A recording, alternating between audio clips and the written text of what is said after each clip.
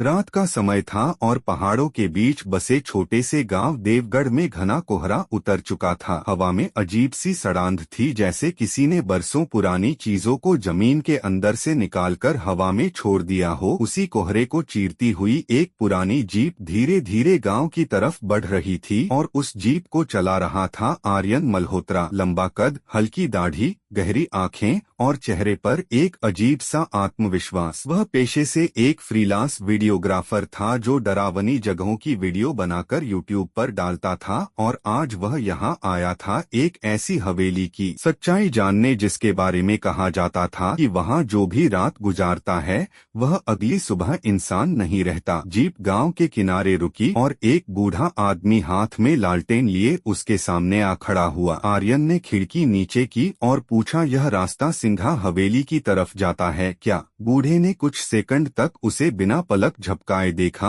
और फिर धीमी आवाज में बोला, बेटा रास्ता तो वही है, लेकिन वहाँ से लौटने का कोई रास्ता नहीं होता। आर्यन हल्का सा मुस्कुराया और बोला, मैं ऐसे ही काम करता हूँ काका। बूढ़ा अचानक उसके और करीब आया और फुसफुसाया, अगर रात में कोई तुम्हें नाम से बुलाए तो जवाब मत देना। आर्यन ने हंसते हुए सिर हिलाया और जीप आगे बढ़ा दी। कुछ ही देर में वह हवेली के सामने खड़ा था। हवेली बिल्कुल वैसी ही थी जैसी उसने सुनी थी। टूटी दीवारें, जंग लगा गेट और अंदर घुप अंधेरा। जैसे ही उसने गेट खोला, एक तेज ठंडी हवा का झोंका उसके चेहरे से टकराया और उसके कैमरे का स्क्रीन अपने आप ऑन हो गया। उसने कैमरा उठाया और रिकॉर्डिंग शुरू कर दी। जैसे ही वह अंदर बढ़ा उसे लगा जैसे कोई उसके पीछे चल रहा है। उसने पीछे मुड़कर देखा लेकिन वहाँ कोई नहीं था। उसने खुद को समझाया कि यह उसका वहम है और अंदर चला गया। हवेली के अंदर अजीब सी खामोशी थी और दीवारों पर पुराने चित्र लगे थे जिनके चेहरे खुरचे हुए थे। अचानक ऊपर से किसी चीज के गिरने की आवाज आई और आर्यन सीढ़ियों की तरफ बढ़ा। जैसे ही वह ऊपर पहुंचा उसे एक कमरा खुला मिला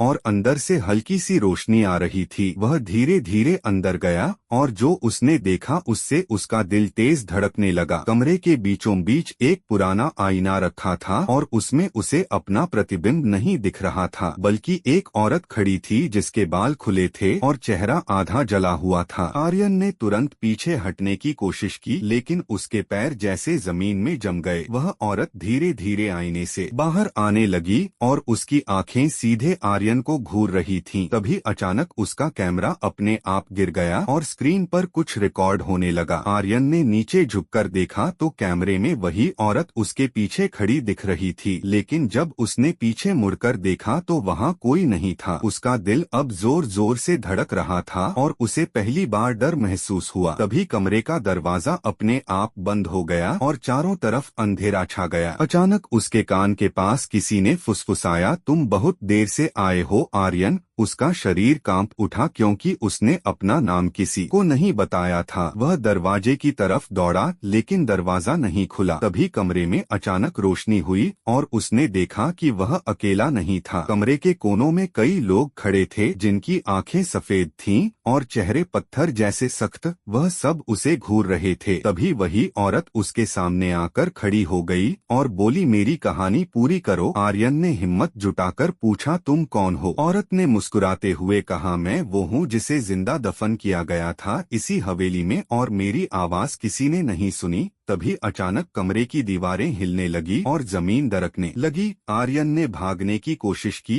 लेकिन उसके पैर नहीं चल रहे थे। उसे लगा जैसे कोई उसे नीचे खींच रहा हो। तभी कैमरे की स्क्रीन पर अचानक एक वीडियो चलने लगी जिसमें वही हवेली थी लेकिन उसमें लोग जिंदा थे और एक आदमी उसी औरत को जिंदा दफना रहा था। आर्यन समझ गया कि यह हवेली उसे अपनी कहानी दिखा रही है। तभी अचानक वह औरत चीखी और कमरे में मौजूद सारे लोग उसकी तरफ बढ़ने लगे। आर्यन ने पूरी ताकत लगाकर खुद को छुड़ाया और दरवाजे की तरफ भागा। इस बार दरवाजा खुल गया और वह सीढ़ियों से नीचे भागता हुआ बाहर निकल गया, लेकिन जैसे ही वह गेट तक पहुंचा गेट अपने आप बंद हो गया और उसके सामने वही औरत खड़ी थी जिसकी आंखों में अब गुस्सा था और उसने कहा, अब तुम भी यहीं रहोगे हमेशा के लिए। गेट उसके सामने बंद था और पीछे खड़ी वह औरत अब धीरे धीरे उसके करीब आ रही थी। आर्यन ने पूरी ताकत से गेट को धक्का दिया लेकिन वह जरा भी नहीं हिला। मिला। उसके हाथ कांप रहे थे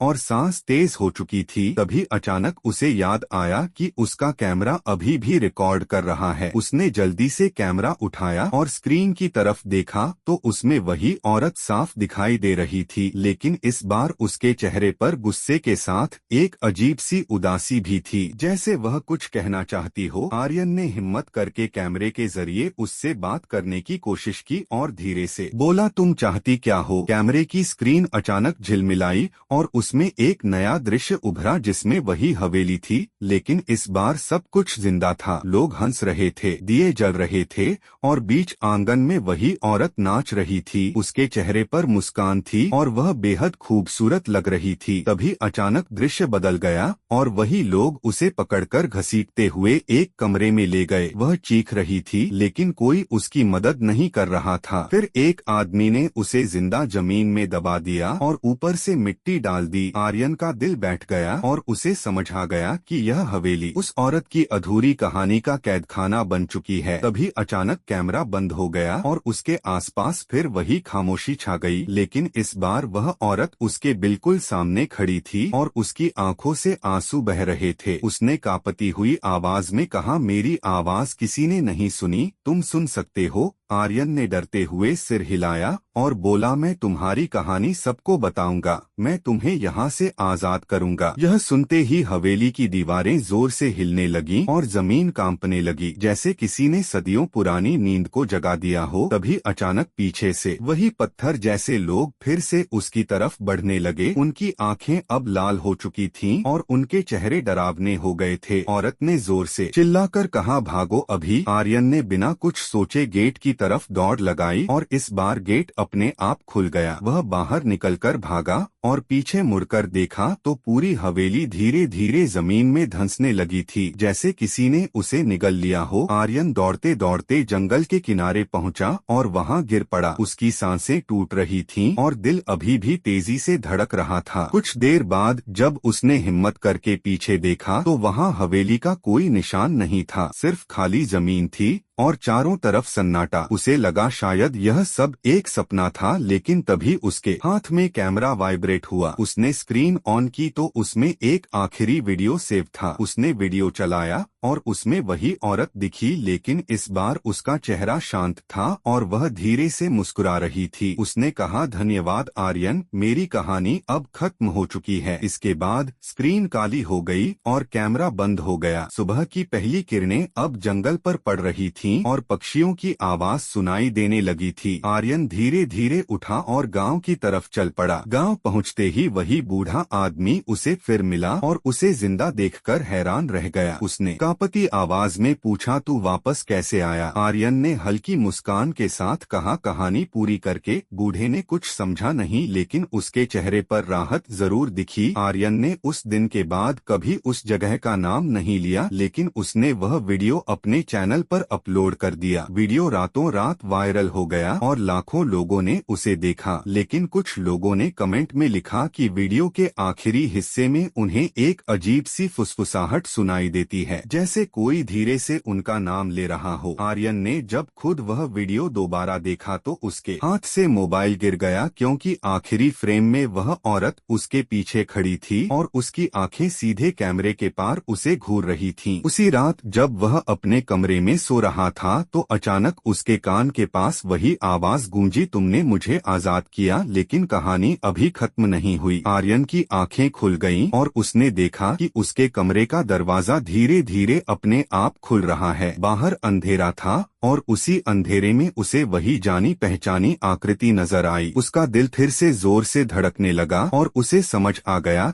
कि कुछ कहानियां खत्म नहीं होती, बल्कि एक जगह से दूसरी जगह पहुंच जाती हैं। और अब वह कहानी उसके साथ आ चुकी थी। उसी पल उसकी लाइट बंद हो गई और कमरे में सिर्फ उसकी भारी सांसों की आवाज गूंजने लगी और अंधेरे में एक धीमी सी हंसी फैल गई।